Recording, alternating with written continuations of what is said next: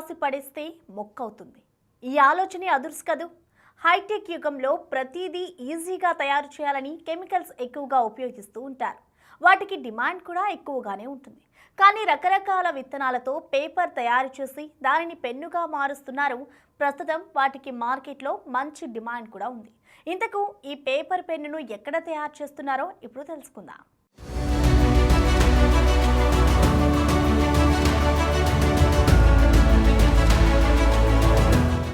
ఖమ్మం జిల్లా సత్తుపల్లి ప్రాంతానికి చెందిన ఆశ అనే మహిళ ఈ క్రియేటివ్ ఆలోచనకు శ్రీకారం చుట్టారు.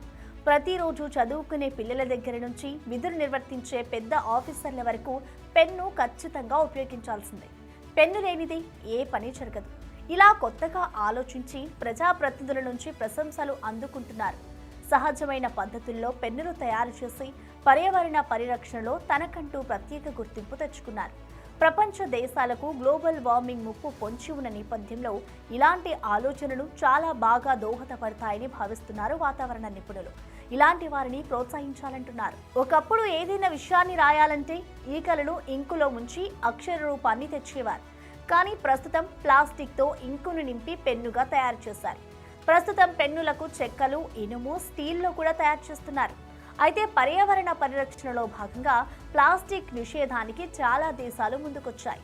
వీటన్నిటినీ క్షుణ్ణంగా పరిశీలించిన ఖమ్మం జిల్లా సత్తుపల్లిలోని ఎన్టీఆర్ కాలనీకి చెందిన ఆశ అనే మహిళ ప్లాస్టిక్తో కాకుండా పేపర్తో పెన్నులు తయారు చేసి అందరినీ ఆశ్చర్యానికి గురిచేశారు. ఎకో పెన్ పేరుతో మార్కెట్లో అందుబాటులో ఉంచారు. ఈ పెన్ను 80% పేపర్తో తయారు చేయబడింది.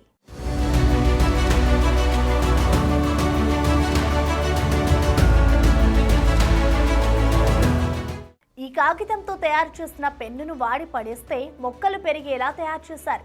ఈ పెన్నులను బయట మట్టిలో పడేసినా ఇంట్లోనే ఒక కుండీలో పూడ్చి నీళ్లు వేస్తే మొక్కలు వచ్చేలా రూపొందించారు. పేపరు భూమిలో కలిసిపోయి అందులోని విత్తనాలు మొలకెత్తుతాయని చెబుతున్నారు ఆశ. ఇక రాబోయే భావితరాలు పర్యావరణాన్ని కాపాడుకోవడం ఒక బాధ్యతగా తీసుకోవాలని అంటున్నారు. వీరి క్రియేటివ్ ఆలోచనకు సత్తుపల్లి ఎమ్మెల్యే డాక్టర్ మట్టా రాగమై దయానంద్ కూడా ఆకర్షితులై ఆశా దంపతులకు అభినందనలు తెలియజేశారు. ఎకో పెన్ను చాలా బాగుందని, రాసి పడేస్తే పర్యావరణానికి ఎలాంటి హాని కాకుండా మొక్కలు రావడం అనేది చాలా మంచి ఆలోచన అన్నారు.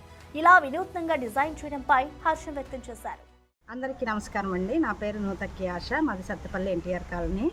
మేము కొత్తగా మార్కెట్లోకి ప్లాంటబుల్ పేపర్ పెన్ అనేది తీసుకొచ్చాము. ఈ పెన్ను యొక్క ఉద్దేశం ఏమిటంటే ప్లాస్టిక్ వ్యర్థాలను తగ్గించడం కోసము, అలాగే రాసుకునే పెన్నుకి పర్యావరణంతో ఏం సంబంధం అనే ప్రశ్నలు కూడా రావచ్చు. ఇది పూర్తిగా ఎకో ఫ్రెండ్లీ పేపర్ పెన్ను. అంటే అక్షర జ్ఞానం గల ప్రతి ఒక్కరి చేతిలో, అనగా బాలలు మొదలుకొని వృద్ధుల వరకు నిత్యం మనం వాడే పెన్ను అనమాట. ఈ పెన్నుకి ఏంటంటే, ఈ పెన్ను ప్రత్యేకత ఏమిటంటే ఇది కంప్లీట్గా 80% పేపర్తోనే తయారవుతుంది. అలాగే అన్ని పెన్నుల్లాగా మనం రాసి పారేయకుండా ఈ పెన్నుకి మేము చివరిలో కొన్ని రకాల ఆకుకూరలు, కూరగాయలు, పండ్ల గింజలను పెడుతున్నాము. మీరు రాసి అయిపోయిన తర్వాత దీన్ని ఎక్కడైనా మన ఇంటి ఆవరణలో, కుండీల్లో కానీ ఎక్కడికైనా నాటితే మొక్కలు వస్తాయి అన్నమాట. దానివల్ల మనం కొంతవరకు పర్యావరణాన్ని పరిరక్షించిన వాళ్ళం అవుతాము. ప్లాస్టిక్ వ్యర్థాలను కూడా తగ్గించిన వాళ్ళం అవుతాం. ఈ పేపర్ పెన్ను యొక్క ముఖ్య ఉద్దేశం ప్లాస్టిక్ వ్యర్థాలను తగ్గించడం, భూ వాతావరణంలోని ఉష్ణోగ్రతలను తగ్గిస్తూ వివిధ రకాల మొక్కల విత్తనాలను పంపిణీ చేయడం, అలాగే పచ్చదనాన్ని పెంచడము, పరిరక్షించడము. మనం వాడే ప్రతి ఒక్క పెన్ను కూడా మన ఇంట్లో 4 పెన్నులు వాడితే 4 మొక్కలను పెంచిన వాళ్ళం అవుతాము. ఆ ఉద్దేశంతోనే ఈ పెన్నును మేము మార్కెట్లోకి తీసుకురావడం జరిగింది. This is our responsibility to save hour earth by avoid using plastic. మేము మా బాధ్యతగా మేము పేపర్ పెన్నును మార్కెట్లోకి తీసుకొచ్చాము. మీ బాధ్యతగా అందరూ కూడా ఈ పెన్నులు వాడి పర్యావరణాన్ని పరిరక్షిద్దాము, పచ్చదనాన్ని పెంచుదాము.